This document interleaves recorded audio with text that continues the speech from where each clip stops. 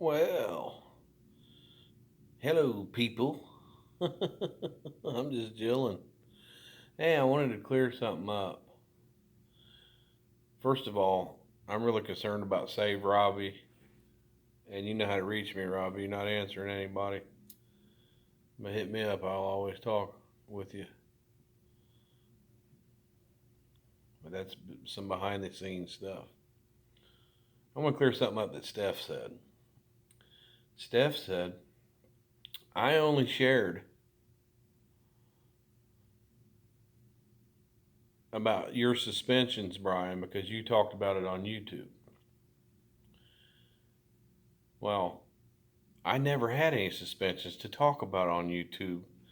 Now, the truth can verify this. My driver's license was never under suspension.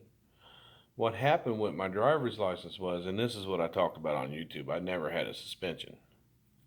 I never had a suspended license.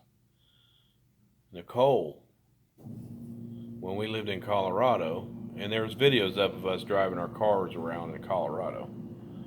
We had a brand new Toyota Corolla Sport, and then she wrecked that one, then we got another one. But people from back in the day would probably remember seeing Nicole drive that car. Well, when we moved to Ohio, Ohio will not allow someone with epilepsy to have a driver's license. So I had license, but it got to the point where she was constantly asking me to take her places after I'd work 14, 16-hour days. I'd have to spend the rest of the day running. And everybody knows that when you're done working, you don't want to do that much running. So it got to be to the point where her and I were fighting a little bit about that. It was causing a problem because she didn't understand that I wanted to rest, and she'd wait for me to get home to want to do her running. So what I did is I let my driver's license expire, and I didn't renew it. That's why I had to pay. That's why you'll see failure to reinstate on my record, and I've talked about this before. In Ohio, if you don't reinstate, you end up having to pay about double because they want you to continue to do your license. That's why I had to go through the whole process again. I was never under any suspension. I let my driver's license expire because I told Nicole, I said, okay, if you can't drive, then I won't drive, and we'll just use public transportation. And that alleviated the arguments. It also alleviates the fact that she would just take off in my car. And if anybody knows about epilepsy, people with epilepsy and cerebral palsy, people with cerebral palsy, they usually have epilepsy too. It like comes with it. But there are certain triggers that will set them into a seizure. So for some people, it's a loud noise. For other people, it's a bright light. Bad news. Well, for Nicole, the only trigger that I saw, the triggers that I saw the worst that would give her seizures, is when she had to put both hands on the wheel and look forward, even though she could drive very well. But the stuff that was coming, in her peripheral, like this, cars going by and stuff, it would cause her to have seizures while she was driving. And she ended up wrecking our Toyota Corolla Sport, and she had a seizure while she was out by Ellicott in Ellicott, Colorado, and you have to go through some mountain areas there. And she had a seizure, went off the side of the road, and went airborne and landed and just hit the side of this mountain and bent the whole front of this car up. I had posted this before. There's some people might remember. So the gap insurance covered that car, and I got another one just like it, and she wrecked that one as well. Just having seizures while she's driving. She also wrecked a brand new Nissan Sentra. And then I started buying cheaper cars. Instead of going out and getting new ones, I would get my Grand Am. She didn't tear it up completely, but she sideswiped something to mess the whole side of it up. And then when we got back to Ohio, I had this old. It was a Ford Festiva. Fiesta, and one of them little tiny cars looked like a Yugo. I had that put up at my mom's house. I got it out, and I did all the work to it: new tires, new suspension, new everything. Just rebuilt that car completely over and started driving it again. I was going to save it; those are collector's items. And she wanted me to take her to the store after I had been working. It was a long day, and I said, well, let me get some rest, and then I'll take you in a little while. As soon as I went to sleep, she got in that car and wrapped that one around a telephone pole. So I told her, I said, we're just not going to drive if it's going to cause this kind of problem in our relationship. So I let my license expire. I didn't renew it. I didn't buy any more cars. That way I wouldn't be pestered about driving, and she wouldn't take off in a car. There's one time before all this happened, she was driving, and she was going through, we were coming out of Kohl's. We were in there shopping, and she was coming through the front lane where you go a little slow and hit over the speed bumps. And she had a clonic seizure while she was driving. That's just where you kind of black out, and you just look spaced out. But she did that while she was driving, and she ran right into somebody, threw him up on the hood of the car. And she comes out of it, and he's cursing her out. This guy's cursing her out. She said, you going to take care of him? I said, well, you just threw him up on the car. She don't remember when she has seizures. So I let my license go. When you marry someone that's disabled, you learn to accept that disability, and it becomes a part of you. There's a lot of things that I have to do for Nicole, and I don't mind it. That's part of the package. And one of the things I did was give up driving, because the temptation of having a car sitting out there, she would take off in it. So before I chose to do this again, one thing, it's going to help my job to get my driver's license. It's going to help my job. They want me to drive, and I'll make way more money.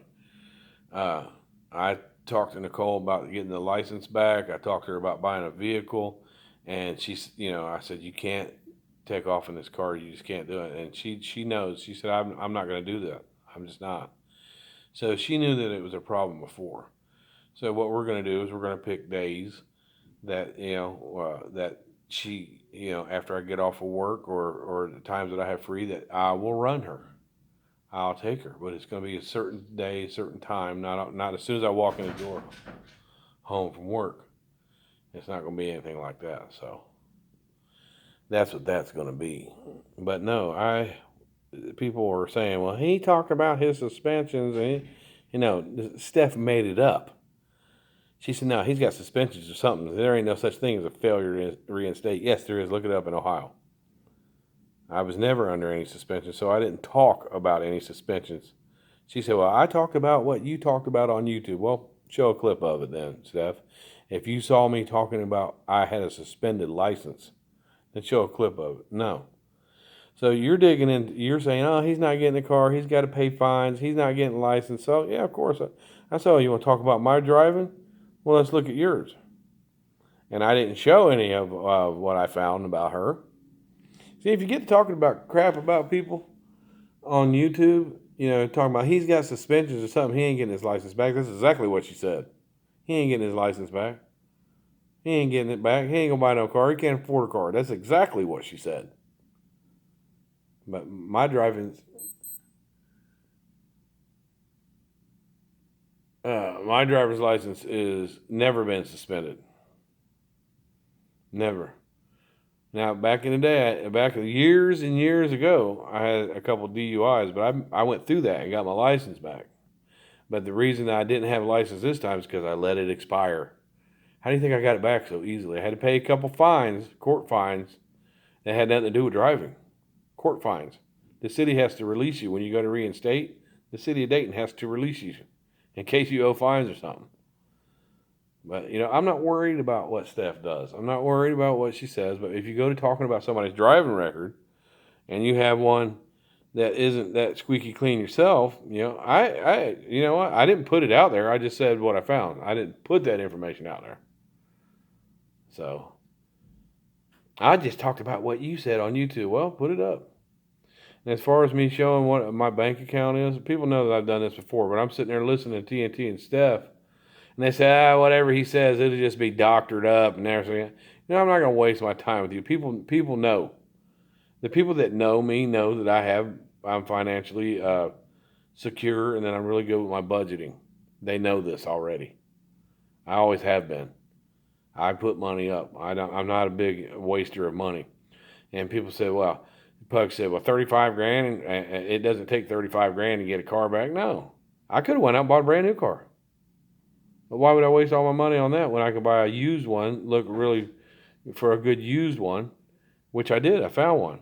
And it's not a Ford, TNT said, oh, he bought an old broke down Ford Explorer. It probably cost him $3,000, got 250,000. Whoa. You can't even tell what your cars are. No, the car that I bought is I'm the second owner. It has 67,000 miles on it. It's got all the service records, brand new tires, everything, brand new shocks, everything. I had all the paperwork from all the service work that's been done to it since they had it, and I paid $5 grand for it. Yeah, and that's a good chunk. So as far as that money goes, of course, well, I can't show you 36,000 no more. I can show you about 28, but she said, I want him to do it on live. You want me to log into my bank on live and to show my account number and everything. Last time I put it up, what I had, somebody bet me I didn't have this much in the bank, and I put it up, and everybody was pissed off because I save money. I'm good at saving money. I have a wife, that is 15 years younger than me. So if I happen to leave, there's life insurance, but if I happen to pass on or something, I'm not there for her. I want her to have a chunk of change plus some life insurance. I want to leave her a little something to take care of the kids. But it's sad that I have to explain my life to you people, but that's okay. So all these things that these people are saying about me or whatever, it's a bunch of crap. He's disgusting. He's a terrible parent. None of that's true. None of that's true. I'm a good dad. My kids love me. Yeah. Oh, he's got kids that he don't pay any attention to. That he never had. Come on, man. Is that all people? They make up stuff. They make up stuff. And TNT said, I'm not going to drive by your house so you can throw cinder block that's held up by your trailer, that's holding up your trailer. Well, I got a trick for you on that one, too, because that investment that I got in that mobile home, watch what I do with it. Watch what I do with it. You think that's permanent? Do you think that's permanent? I'm going to make money off of that. And I'm going to show you here real soon. And you're going to be like, damn, Brian. Damn. And then you can tease me about riding a bike. Well, and what's wrong with riding a bike? There's like 100 million people that love to bike. That's just one of the things I like to do. Like TNT, you like to pop Xanaxes and smoke weed. That's your little hobby.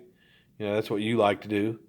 And I like to get some music on and ride a bike. I've always had. As a kid, I rode bikes. I like to do that. Some people like to ride horses. I like to ride a bike. That's just exercise for me, and I got a lot of money invested in my bike. So there's nothing wrong with people that do that. It's not like we need to go to the store, so I'm gonna hop on my bike. No, I ride it for exercise and recreation. That's what they're for. But you people are ignorant. God is good. Not all you people, but some of you people are just plain ignorant. But God is good. I put my trust in Him, my faith in Him. And these people that try to offend me, they can't touch me. And it's okay. Because if that makes them feel better to rag on somebody else, hey, it's obvious. There's some people on here that never have anything positive to say. I'm sure we can pick them out. But, just God bless everybody. I'll be glad to argue back with you, but I don't really have any hate for anybody on here. None. At all. Go with God, folks.